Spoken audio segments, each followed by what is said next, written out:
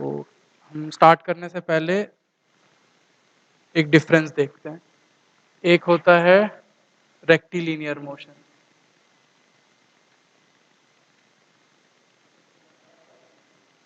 Right?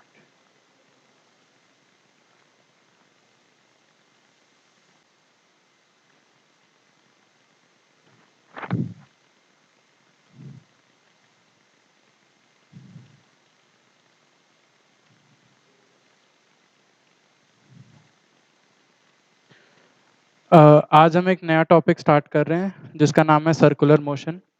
तो circular motion start करने से पहले हम एक डिफरेंस देखेंगे। तो एक दो तरह के मोशंस होते हैं, एक होता है रेक्टिलिनियर मोशन और एक होता है कर्वीलिनियर मोशन। जो रेक्टिलिनियर मोशन होता है वो अलोंग अ स्ट्रेट पाथ होता है, और जैसे कर्वीलिनियर का नाम है तो कर्वीलिनियर मोशन एक ऐसा मोशन है जो एक अलोंग अ कर्व होता है। तो हम स्टार्ट करते हैं।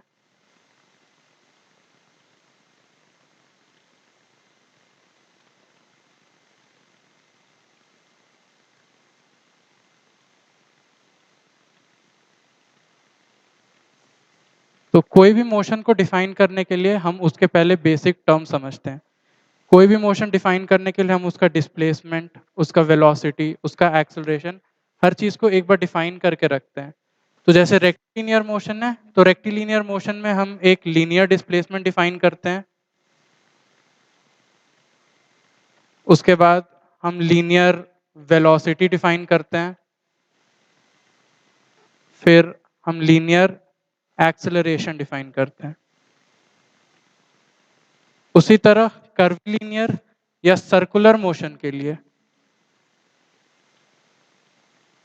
इसके लिए जिस तरह लीनियर डिस्प्लेसमेंट हम डिफाइन करते हैं उसी तरह हम एंगुलर डिस्प्लेसमेंट डिफाइन करते हैं।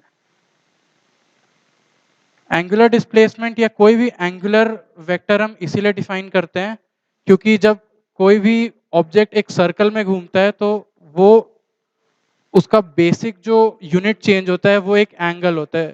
तो कभी भी अगर बॉडी एक सर्कल में घूम रहा है तो वो एक सेंटर के अराउंड एक इसीलिए हम एंगुलर वेलोसिटी यहाँ पर एंगुलर मेजरमेंट्स डिफाइन करते हैं। तो एंगुलर डिस्प्लेसमेंट, उसी तरह एंगुलर वेलोसिटी और उसी तरह एंगुलर एक्सेलरेशन। अब हम एग्जांपल लेते हैं। जैसे एक स्ट्रेट पाथ है और एक बॉडी है, तो ये body t is equal to 0 time पे पर है पॉइंट ए पे, और t is equal to T time पे ये बॉडी कुछ आगे बढ़ गई। तो ये जो पार्ट होता है, ये जो डिस्टेंस डिस्टेंस ट्रैवल करती है उसे हम डिस्प्लेसमेंट बोलते हैं। जो शॉर्टेस्ट डिस्टेंस ट्रैवल करती है ये डिस्प्लेसमेंट होता है। वेलोसिटी हम क्या डिफाइन करते हैं? वेलोसिटी हम डिफाइन करते हैं डिस्प्लेसमेंट पर यूनिट टाइम। तो ये body D distance T time में ट्रैवल करती है, इसलिए इस बॉडी का हम वेलोसिटी लिखते हैं डिस्टेंस अपॉन टाइम। और एक्सेलरेशन, एक्सेलरेशन को हम बोलते हैं change in velocity per unit time. तो जब इस बॉडी का वेलोसिटी चेंज होगा, इस बॉडी का जब वेलोसिटी कुछ है एक टाइम पे और दूसरे टाइम पे जाके इसका वेलोसिटी इंक्रीज या डिक्रीज करता है, तब हम बोलते हैं कि इसके एक्सेलरेशन में चेंज है। सिमिलरली सर्कुलर मोशन के लिए पहले एक सर्कुलर पाथ डिफाइन करते हैं। मान लेते हैं कि ये हमारा सर्कुलर पाथ है। इस सर्कुलर पाथ का जो सेंटर है वो 0,0 यानी ओरिजिन पे है और इसका रेडियस r है। अब इसमें मान लेते हैं कि एक बॉडी है जो t is equal to 0 time पे पॉइंट ए पे है और t is equal to T time पे पॉइंट बी पे आ जाती है। इस में हम अब लीनियर मोशन की तरह डिस्प्लेसमेंट, वेलोसिटी, एक्सेलरेशन नहीं देख सकते। तो हम इस मोशन के लिए एंगुलर चीजों पे आते हैं। तो जैसे अब मान लेते हैं कि ये हमारा रेफरेंस एक्सिस एक्सिस से ये बॉडी पॉइंट ए से लेकर पॉइंट बी तक जाती है। तो हम बोलते हैं कि इसने एक एंगुलर डिस्प्लेसमेंट लिया और इस एंगुलर डिस्प्लेसमेंट को हम थीटा बोलते हैं। उसके बाद एंगुलर वेलोसिटी क्या होता है? तो एंगुलर वेलोसिटी जिस तरह हमने लीनियर वेलोसिटी डिफाइन किया वैसे ही हम एंगुलर वेलोसिटी करते हैं। तो एंगुलर वेलोसिटी को हम बोलते हैं ओमेगा। तो एंगुलर वेलोसिटी होता है change in displacement per unit time. तो जैसे इज इक्वल टू 0 से बॉडी लेकर t is equal to T तक जाती है और वो थीटा एंगल डिस्प्लेस होती है, तो उसका एंगुलर वेलोसिटी हम डिफाइन करते हैं theta T. Similarly linear acceleration की तरह एंगुलर एक्सेलरेशन डिफाइन होता है जिसको हम डिनोट करते हैं विथ अल्फा। तो ये हो गई बेसिक टर्मिनोलॉजी। अब हम जाते हैं अपना सर्कुलर मोशन स्टार्ट करने। तो हम सर्कुलर मोशन स्टार्ट करने के लिए पहले अपना पाथ बनाते हैं और हम मानते हैं कि किसी रैंडम टाइम टी पे बॉडी हमारे इस पॉइंट पे है और इस पॉइंट पे हम इस बॉडी का पोजीशन वेक्टर डिफाइन करते हैं आर वेक्टर। तो ये बॉडी एक्स एक्सिस से थीटा एंगल ट्रेवल करके इस पॉइंट पे है और हम इसका position vector R vector define करते हैं।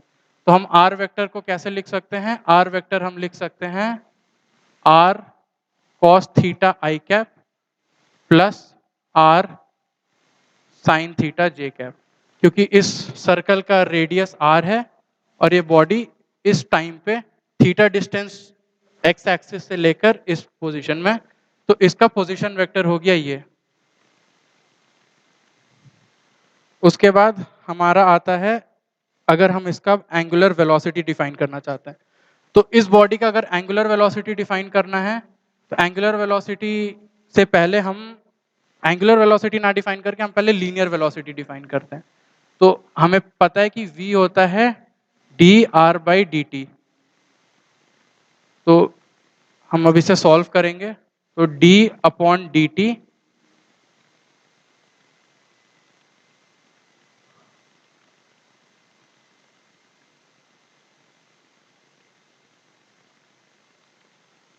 तो हमने डिफरेंशिएट किया और हमने इसके कॉम्पोनेंट, अब हम इसे सॉल्व करेंगे तो हमारा जो v आएगा वो आएगा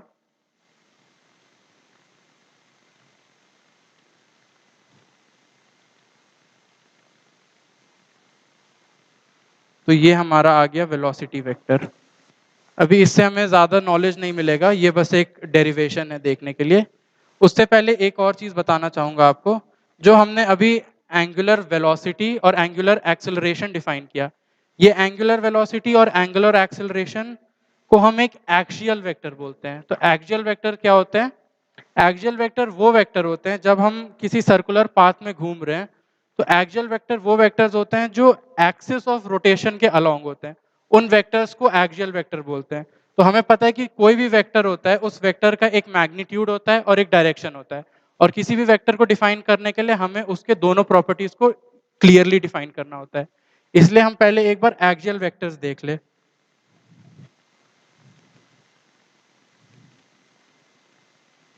तो मान लेते हैं कि हमारा एक ऐसे डिस्क है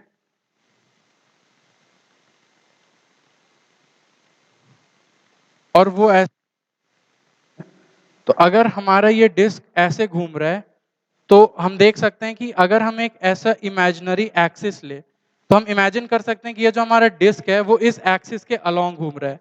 तो जब हम इसका angular velocity angular acceleration define करेंगे, तो उन वेलोसिटी और एक्सेलरेशन वेक्टर्स का जो डायरेक्शन होगा वो अलोंग दिस एक्सिस आएगा, इसीलिए इन्हें एक्सियल वेक्टर्स बोला जाता है।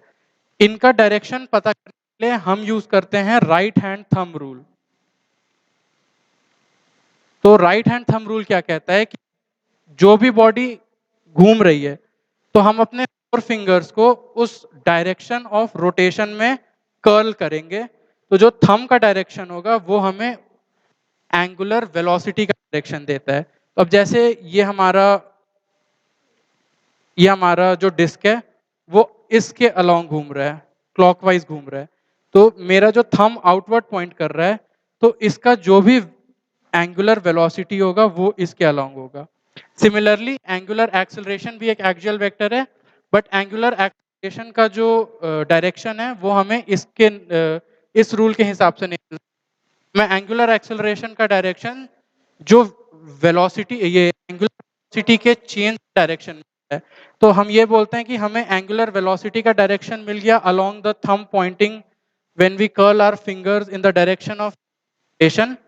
अगर ये एंगुलर वेलोसिटी इंक्रीज कर रही है, तो हम बोल रहे हैं कि एंगुलर वेलोसिटी इस डायरेक्शन में इंक्रीज कर रही है, तो सिमिलर डायरेक्शन एंगुलर एक्सेलरेशन का हो जाता है। बट अगर जो हमारी एंगुलर वेलोसिटी कर रही है, हम बोल रहे हैं कि विद टाइम हमारा एंगुलर वेलोसिटी डिक्रीज करते जा रहा है, इसीलिए हम बोलते हैं कि हमारा जो एंगुलर एक्सेलरेशन है उस इस सिचुएशन में वो opposite to the direction of angular velocity होता है। तो इफ एंगुलर वेलोसिटी इंक्रीजेस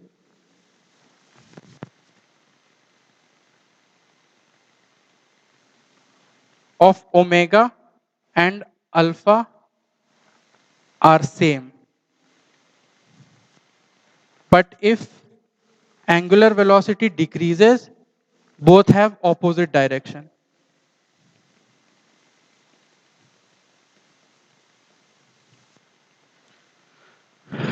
तो ये आप नोट कर सकते हैं। उसके बाद अब हम इस इक्वेशन को ध्यान से लेंगे और अब हम इसमें आगे काम करेंगे।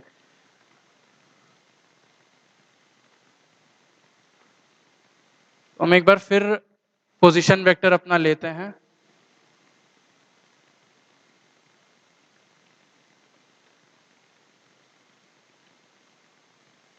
वेलोसिटी वेक्टर निकालने के लिए हम इसका डिफरेंशिएशन करते हैं और हमें मिलता है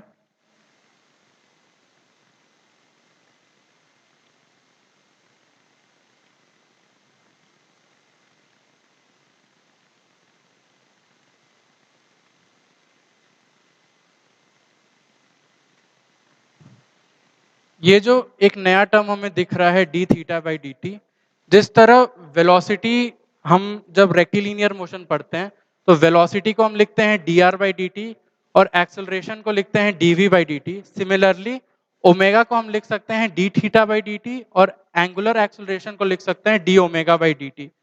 तो हमारा ये टर्म और ये टर्म ओमेगा के इक्वल हो जाता है, तो हमारा आता है minus R omega sine theta I cap plus R omega cos theta J cap. तो अब हम इसे आर ओमेगा दोनों टर्म्स में कॉमन है, तो हम इसे एक साथ लेके लिखते हैं R omega minus sine theta I cap plus plus cos theta J cap. पीछे जाके देखें तो हमने माना है कि हमारा जो बॉडी है वो इस डायरेक्शन में घूम रहा है, मतलब इस डायरेक्शन में इसका ओमेगा है। तो right hand thumb rule use करके हम अगर बोले कि इस डायरेक्शन में ये बॉडी घूम रहा है, तो जो मेरा थंब है वो आउटवर्ड पॉइंट कर रहा है, तो जिसका मतलब है कि जो मेरा ओमेगा वेक्टर है वो मेरा अलोंग के कैप डायरेक्शन में है। तो बिकॉज मेरा बॉडी एंटी क्लॉकवाइज घूम रहा है, तो जो मेरा थंब है वो मेरे तरफ या आउटवर्ड पॉइंट, इसलिए ओमेगा वेक्टर का जो डायरेक्शन है वो अलोंग के कैप है। तो अब हम उसका यहाँ पर यूज करेंगे। तो ये जो हमारा बना इसको हम ऐसे भी लिख सकते हैं,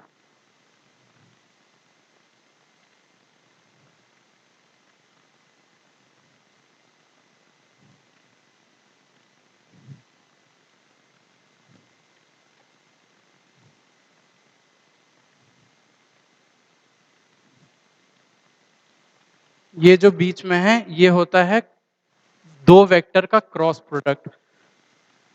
तो एक हमारा ओमेगा वेक्टर है और एक हमारा जो इनिशियल वेक्टर आर वेक्टर है। तो जब इन दोनों का हम क्रॉस प्रोडक्ट लेंगे तो ये वापस से यही बनता है। इसे हम वेरीफाई भी कर सकते हैं अगर हम दो वेक्टर का क्रॉस प्रोडक्ट लेते हैं।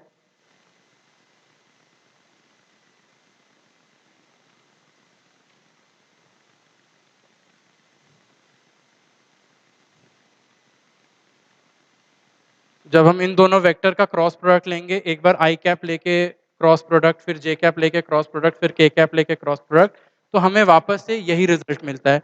इसीलिए जो हमारा जो वी वेक्टर है उसे हम लिख सकते हैं V vector is equal to omega vector cross R vector. ये हमारा इस वेक्टर का पहला इंपॉर्टेंट फॉर्मूला बनता है। Omega vector is equal to V vector is equal to omega vector cross R vector.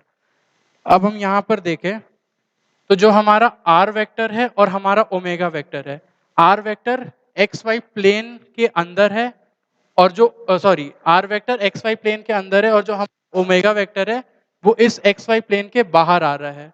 तो ओमेगा वेक्टर और आर वेक्टर के बीच में 90 डिग्री का एंगल बनता है। इसीलिए जब इसमें अगर हम अब इस इक्वेशन में दोनों तरफ मॉड्यूलस लगाते हैं, तो mod of V vector is equal to mod of omega vector cross R vector. तो वी हमारा हो जाता है mod of omega vector into mod of R vector into sine of 90 degree. तो ये हो जाता है ओमेगा आर। तो हमारा दूसरा इक्वेशन आता है v is equal to omega are. तो हमारे पास दो तरह के बोलने का है, linear velocity is equal to angular velocity into position vector, और linear speed is equal to angular speed into radius. ठीक है, अब इसके बाद हमें ये इक्वेशन मिल गया, v vector is equal to omega vector cross R vector. अब इस इक्वेशन को हम फिर डिफरेंशिएट करेंगे to get a relation in angular acceleration and linear acceleration.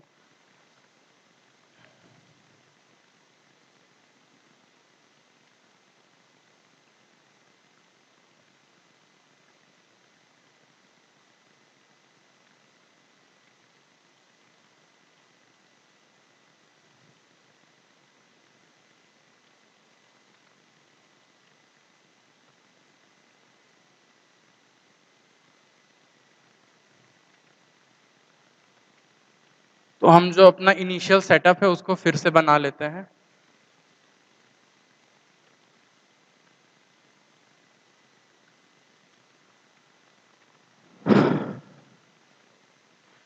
तो हमारा जो इनिशियल इक्वेशन आया था उसको हमने डिफरेंशिएट किया।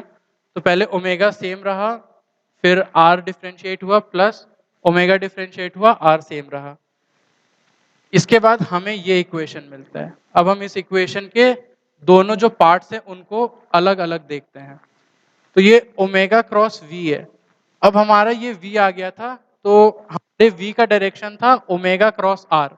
तो हमारा ओमेगा वेक्टर हमारे प्लेन से बाहर आ रहा है और आर वेक्टर इस तरफ है। तो right hand thumb rule use करने से हमें वी वेक्टर का direction tangential to the path मिलता है। अब हम इसको बोलते हैं ओमेगा क्रॉस वी। तो ओमेगा क्रॉस वी का अगर हम डायरेक्शन देखें तो सिमिलरली ओमेगा का direction out of the plane है, वी का डायरेक्शन टेंजेंशियल है। तो जो हमें direction of omega cross V मिलता है वो हमें ये मिलता है। तो हमारे ओमेगा क्रॉस वी का जो डायरेक्शन है वो towards normal along the radius होता है। इसलिए इस पार्ट ऑफ एक्सेलरेशन को हम बोलते हैं सेंट्रीपिटल एक्सेलरेशन। सेंट्रीपिटल एक्सेलरेशन क्यों नाम है? बिकॉज इस कंपोनेंट का जो डायरेक्शन है वो टुवर्ड्स द सेंटर है। इसे हम सेंट्रीपिटल एक्सेलरेशन और रेडियल एक्सेलरेशन भी बोलते हैं, बिकॉज ये अलोंग द रेडियस ऑफ मेरा सर्कुलर पाथ होता है। ये जो दूसरा है अल्फा क्रॉस आर, तो इसमें जो अल्फा है वो हमारा एंगुलर एक्सेलरेशन होता है। एंगुलर एक्सेलरेशन कब आता है? जब हमारा एंगुलर वेलोसिटी चेंज होता है तो हमारा एंगुलर एक्सेलरेशन आता है। और इस एंगुलर एक्सेलरेशन का जो डायरेक्शन होता है वो हमारा टेंजेंशियल डायरेक्शन में होता है। तो हमारा दो डायरेक्शन में एक्सेलरेशन आता है। एक हमारा आया अलोंग द नॉर्मल जिसे हम सेंट्रीपिटल एक्सेलरेशन या रेडियल एक्सेलरेशन बोलते हैं, और एक हमारा अलोंग द टेंजेंट आया जिसे हम टेंजेंशियल एक्सेलरेशन बोलते हैं, एटी।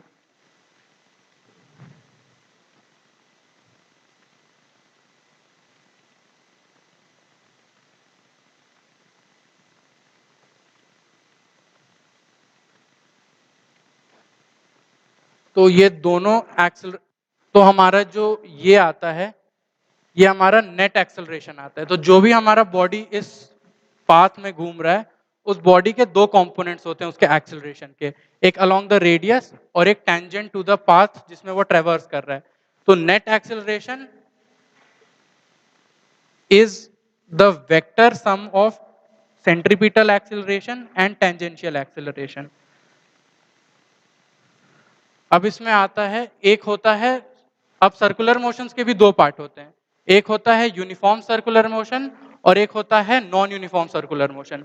यूनिफॉर्म सर्कुलर मोशन में क्या होता है कि जो हमारा बॉडी सर्कुलर पाथ घूम रहा है उस बॉडी का जो वेलोसिटी है वो कांस्टेंट रहता है। अब वेलोसिटी कांस्टेंट है, इसका ये मतलब है कि उसका ओमेगा भी कांस्टेंट है, because v is equal to omega are. तो हमारे सर्कुलर पाथ का रेडियस हमेशा कांस्टेंट रहेगा।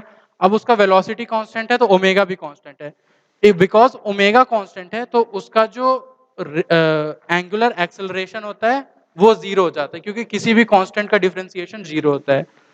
वहीं पर यूनिफॉर्म सर्कुलर मोशन में वेलोसिटी कांस्टेंट नहीं रहता है, वेलोसिटी चेंज करते रहता है, और बिकॉज रेडियस कांस्टेंट है तो हमारा ओमेगा भी चेंज करते रहता है, जिसके कारण हमारा एंगुलर एक्सेलरेशन का कंपोनेंट आता है। तो हम इसमें लिख सकते हैं कि एक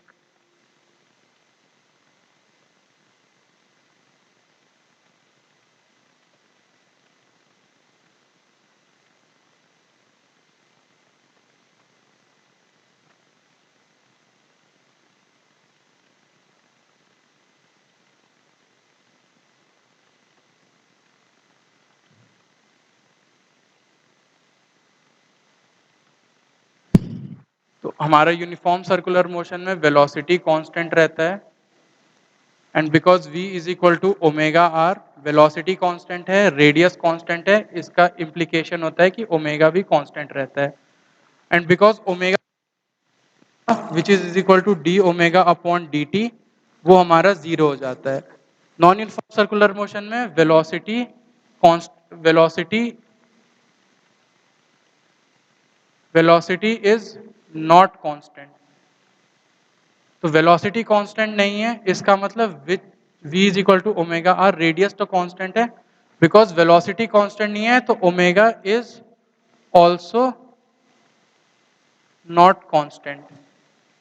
और जो हमारा अल्फा आता है which is D omega upon D T is also not equal to zero.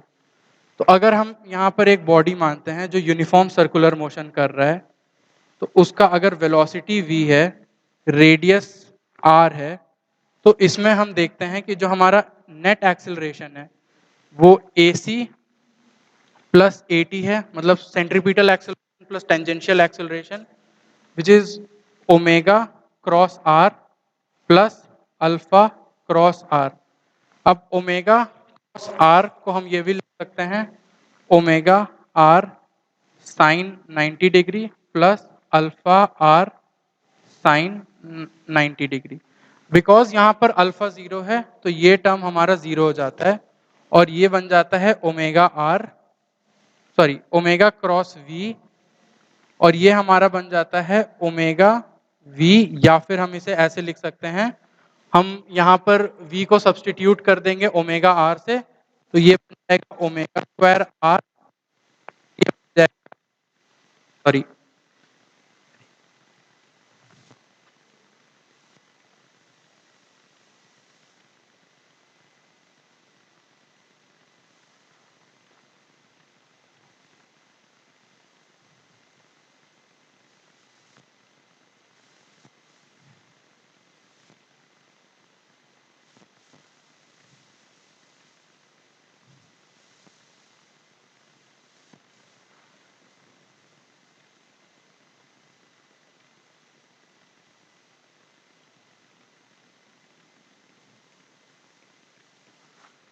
तो यूनिफॉर्म देखा कि जो नेट एक्सेलरेशन है सेंट्रीपिटल एक्सेलरेशन का रहता है, टेंजेंशियल एक्सेलरेशन का नहीं रहता है। और जो सेंट्रीपिटल एक्सेलरेशन का जो डायरेक्शन है वो हमारा अलोंग द रेडियस रहता है। यहाँ पर जब हम देखेंगे तो यहाँ पर हमारा जो सेंट्रीपिटल एक्सेलरेशन है वो भी रहेगा और जो टेंजेंशियल एक्सेलरेशन है वो भी रहेगा। तो जो हमारा नेट एक्सेलरेशन आएगा वो इन दोनों एक्सेलरेशन का वेक्टर सम होगा। इसलिए सेंट्रीपिटल एक्सेलरेशन का डायरेक्शन, ये और जो नेट एक्सेलरेशन होगा उसका direction will be the vector direction of the vector sum centripetal acceleration and tangential acceleration.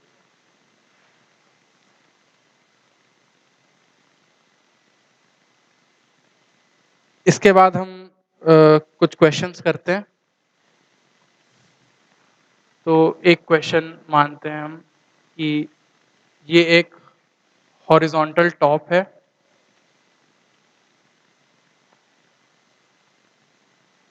एक बॉल है जो इस रेडियस आर के आर्क में घूम रहा है विथ अ वेलोसिटी v। तो हमें बताना है कि इस टेंशन है उस टेंशन को फाइंड आउट करना है। तो अब इस चैप्टर के प्रॉब्लम सॉल्विंग में हमें यह ध्यान देना है कि जिस भी प्लेन में हमारा सर्कुलर मोशन हो रहा है उस प्लेन के परपेंडिकुलर कोई और मोशन नहीं होता है, इसलिए उस प्लेन के परपेंडिकुलर जितने भी फोर्सेस होते हैं वो हमेशा बैलेंस आउट करने चाहिए। बिकॉज कोई भी मोशन तभी आता है जब एक एक्सटर्नल फोर्स आता है। जस्ट बिकॉज हमारा जो सर्कुलर मोशन होता है वो एक प्लेन में घूम रहा है, इसलिए उसके परपेंडिकुलर प्लेन में कोई मोशन ना होने का यही रीजन है कि उसके प्लेन के परपेंडिकुलर जितने भी फोर्सेस होते हैं वो बैलेंस आउट कर जाते हैं। इस केस में जब हम देखें कि मान लेते हैं ये एक हॉरिजॉन्टल टॉप है, एक बॉल रखा है जो एक स्ट्रिंग से अटैच्ड है और ये बॉल एक सर्कुलर मोशन कर रहा है। तो इस प्लेन के जो वर्टिकल डायरेक्शन है, इस प्लेन के वर्टिकल डायरेक्शन जितने भी फोर्सेस है वो हमेशा बैलेंस आउट करने चाहिए, तभी मेरा सर्कुलर मोशन होगा। तो अब इस प्लेन के वर्टिकल क्या क्या फोर्सेस हैं? तो इस प्लेन के वर्टिकल एक डाउनवर्ड डायरेक्शन में फोर्स है mg, और बिकॉज ये उस टेबल पे फोर्स डाल रहा है इसलिए एक वर्टिकली अपवर्ड फोर्स आएगा नॉर्मल। बिकॉज ये वर्टिकल डायरेक्शन में कोई मोशन नहीं कर रहा है इसलिए वर्टिकल डायरेक्शन के फोर्सेस बैलेंस होंगे और n इक्वल्स टू mg आएगा। उसके बाद अब हम अपने सर्कुलर मोशन में आते हैं। इस सर्कुलर मोशन में हम देख रहे हैं कि जो हमारा ब्लॉक है वो स्ट्रिंग से बंधा हुआ है और इस स्ट्रिंग में एक टेंशन है T। अब जो हमारा ब्लॉक है वो एक r रेडियस के सर्कल में घूम रहा है। अब हमने पढ़ा है कि एक्सेलरेशन हमारे सर्कुलर यूनिफॉर्म सर्कुलर मोशन में एक ही एक्सेलरेशन होता है जो सेंट्रीपिटल एक्सेलरेशन होता है, और जो हमारा सेंट्रीपिटल एक्सेलरेशन इस केस में है उसे अब हम लिख सकते हैं। तो जो हमारा AC है वो AC हो गया v²/r। तो जो हमारा टेंशन है वो टेंशन फोर्स ही हमें एक सेंट्रीपिटल एक्सेलरेशन प्रोवाइड कर रहा है, इसलिए हम अपना न्यूटन सेकंड लॉ का इक्वेशन लिखेंगे। तो T is equal to m a c, because ये जो टेंशन है वो भी अलोंग द सेंट्रीपिटल एक्सेलरेशन है और वही हमें वो सेंट्रीपिटल एक्सेलरेशन प्रोवाइड कर रहा है। तो T is equal to m v²/r, ये मेरा टेंशन फोर्स आ गया। तो हमें यही ध्यान रखना है कि कोई भी क्वेश्चन जो सर्कुलर मोशन में आता है, हमें जिस प्लेन में वो सर्कुलर मोशन हो रहा है उस प्लेन के परपेंडिकुलर सारे फोर्सेस बैलेंस आउट करने हैं, और फिर उसके बाद उस प्लेन में हमें जितने भी फोर्सेस मिलेंगे उसे अलोंग द रेडियस और उसके टेंजेंट में ब्रेक करके सेंट्रीपिटल एक्सेलरेशन और टेंजेंशियल एक्सेलरेशन के यूज करके हमें जो भी अननोन्स दिए हैं वो निकालना है। फिर हम एक और क्वेश्चन करते हैं।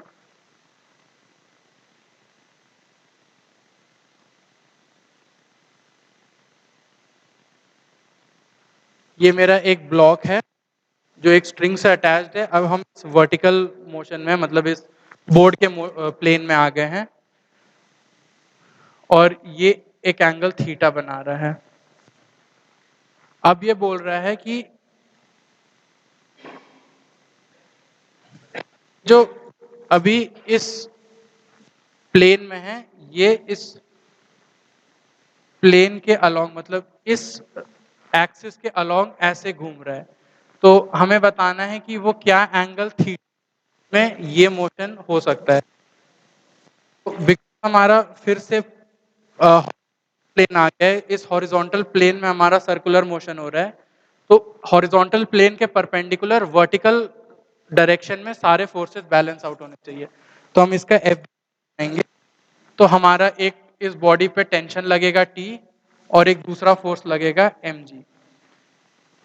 वर्टिकल डायरेक्शन में सारे फोर्सेस बैलेंस आउट करने के लिए हम इस टी को दो डायरेक्शन में देंगे, एक हॉरिजॉन्टल में और एक वर्टिकल में। ये एंगल थीटा है, ये 90 डिग्री है, तो ये एंगल हो जाएगा 90 माइनस थीटा। ये डायरेक्शन हो गया T cos 90 minus theta which is equal to T sine theta. और सिमिलरली ये फोर्स का कंपोनेंट हो गया T sine 90 minus theta is equal to T cos theta. उसके बाद वर्टिकल डायरेक्शन में हमें दो फोर्सेस मिले, एक टी कॉस, तो हम इक्वेशन लिख सकते हैं T cos theta equal to m g.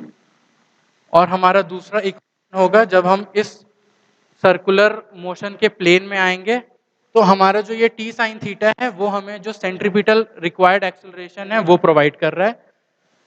तो अज्यूम करते हैं कि ये ओमेगा से घूम रहा है, तो जो हमारा टी साइन थीटा है, T sine theta will be equal to m a c, because uniform circular motion है तो टेंजेंशियल एक्सेलरेशन तो नहीं होगा, और जो सेंट्रीपिटल एक्सेलरेशन होगा वो होगा एम ओमेगा स्क्वायर आर। तो T sine theta is equal to m omega square r. Because हमें थीटा निकालना है और टी एलिमिनेट करना है, तो हम फर्स्ट इक्वेशन और सेकंड इक्वेशन को डिवाइड कर देंगे। तो T sine theta upon T cos theta is equal to m omega square r upon m g. तो जो हमारा tan थीटा है वो हो गया omega square r upon g, और हमारा थीटा आ गया tan inverse omega square r upon g. तो ये हमारा क्वेश्चन सॉल्व हो गया। अब अगर आपको इसमें t निकालना है तो आप इसको स्क्वायर करिए, इसको स्क्वायर करिए और दोनों को ऐड कर दीजिए, because sine square theta plus cos square theta आपका 1 हो जाएगा और आपका t भी आ जाएगा सिमिलरली। उसके बाद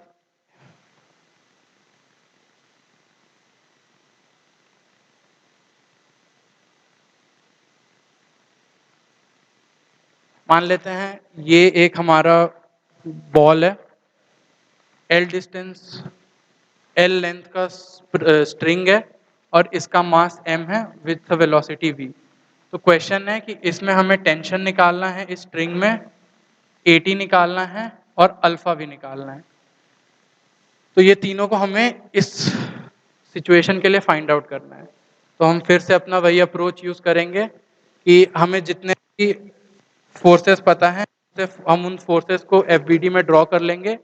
उसके बाद उन फोर्सेस को रेडियल और टेंजेंशियल डायरेक्शन में ब्रेक करके अपने जो सेंट्रीपिटल एक्सेलरेशन और टेंजेंशियल एक्सेलरेशन है उनमें second law of Newton second law लगा के हम उन्हें सॉल्व कर लेंगे।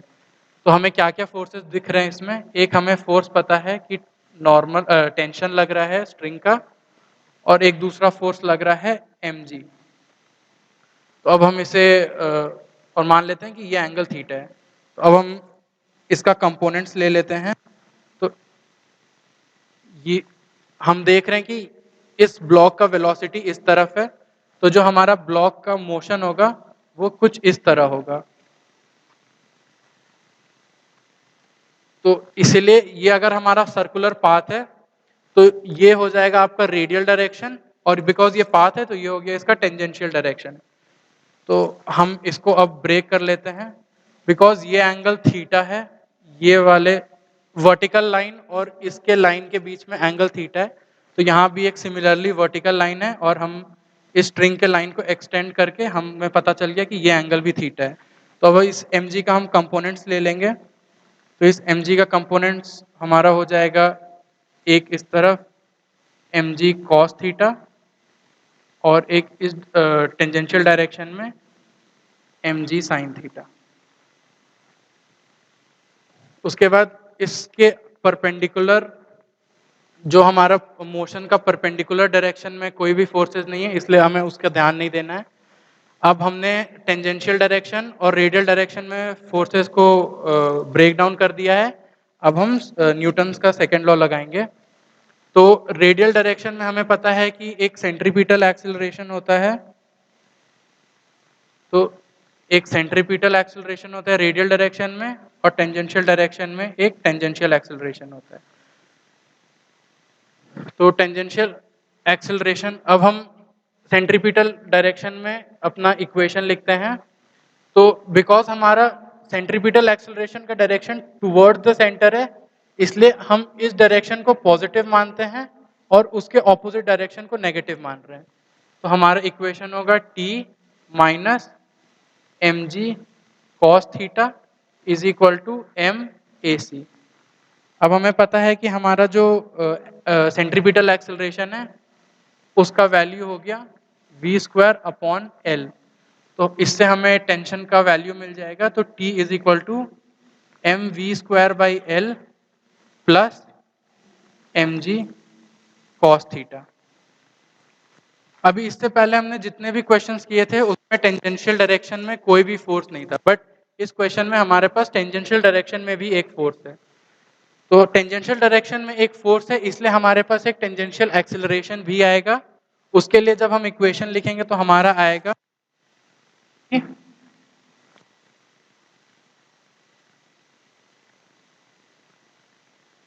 एम से एम कैंसिल जी। और हमें पता है कि जो हमारा टेंजेंशियल एक्सेलरेशन है उसका वैल्यू क्या होता है। हमारा टेंजेंशियल एक्सेलरेशन का वैल्यू होता है अल्फा इंटू रेडियस। इसे अब हम यहाँ पुट कर देंगे तो alpha l is equal to g sine theta.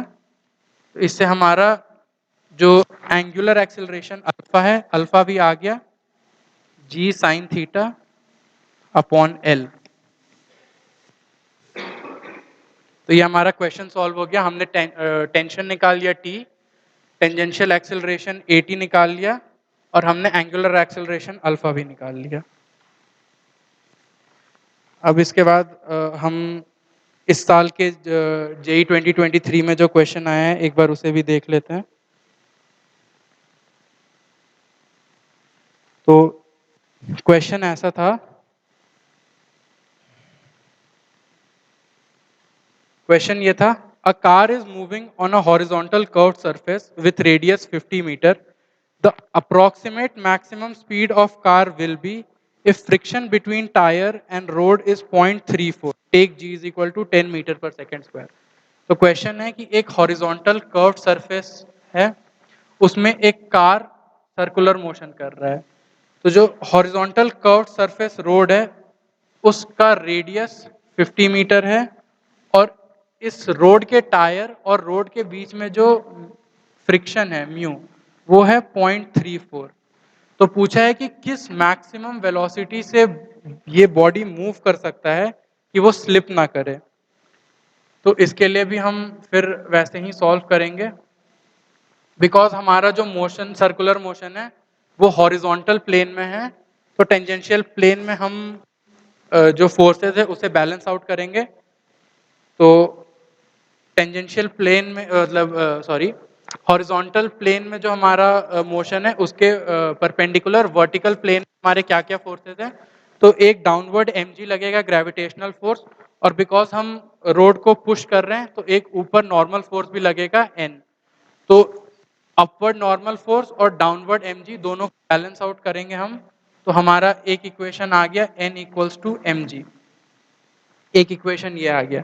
Second equation ये है कि यहां पर हमें अब एक सेंट्रीपिटल फोर्स ढूंढना है, एक ऐसा फोर्स जो इसे सर्कुलर मोशन करने के लिए अलाउ करे। तो वो फोर्स क्या है, वो फोर्स हमारा आता है फ्रिक्शन के थ्रू। तो जो हमारे टायर ऑफ द कार है और रोड है उन दोनों के बीच में जो फ्रिक्शन आता है वो फोर्स हमें सेंट्रीपिटल एक्सेलरेशन प्रोवाइड करेगा। सेंट्रीपिटल एक्सेलरेशन का डायरेक्शन क्या है, टुवर्ड्स द सेंटर। तो हम अज्यूम मतलब हम पता है कि जो हमारा फ्रिक्शनल फोर्स होगा वो इस डायरेक्शन में होगा। तो अब हम इक्वेशन लिख सकते हैं कि F, क्योंकि एक ही फोर्स है F frictional force, F is equal to m v square upon r. तो हमें इसको मैक्सिमाइज करना है क्योंकि क्वेश्चन में पूछा था कि उसके लिए हमें फ्रिक्शन मैक्सिमाइज करना होगा। अब हमें कंसेप्ट पता है कि फ्रिक्शन का जो वो होता है म्यू एन के बराबर। फोर्स है उसका जो मैक्सिमम फोर्स होगा वो mu into normal force moment पे जो एक्ट कर रहा है उसके बराबर होगा। तो हम यहाँ पर एफ मैक्स लिखेंगे तो ताकि हमें वेलोसिटी का भी मैक्सिमम वैल्यू मिले, और एफ मैक्स होगा हमारा म्यू एन के बराबर। और हमें यहाँ पर नॉर्मल रिएक्शन का वैल्यू पता है तो हम लिखेंगे mu m g equal to m v max का स्क्वायर अपॉन आर। तो वो आएगा म्यू आर जी का अंडर रूट, वैल्यूज पुट कर देंगे 0.34 इंटू 50 इंटू 10, और ये सॉल्व करके आ जाता है under root 170 which is around 13 metre per second. तो ये हमारा सॉल्व हो चुका है। तो इस मैक्सिमम वेलोसिटी जिससे ये बॉडी घूम सकता है कि वो स्लिप ना करे, comes out to be 13 metre per second.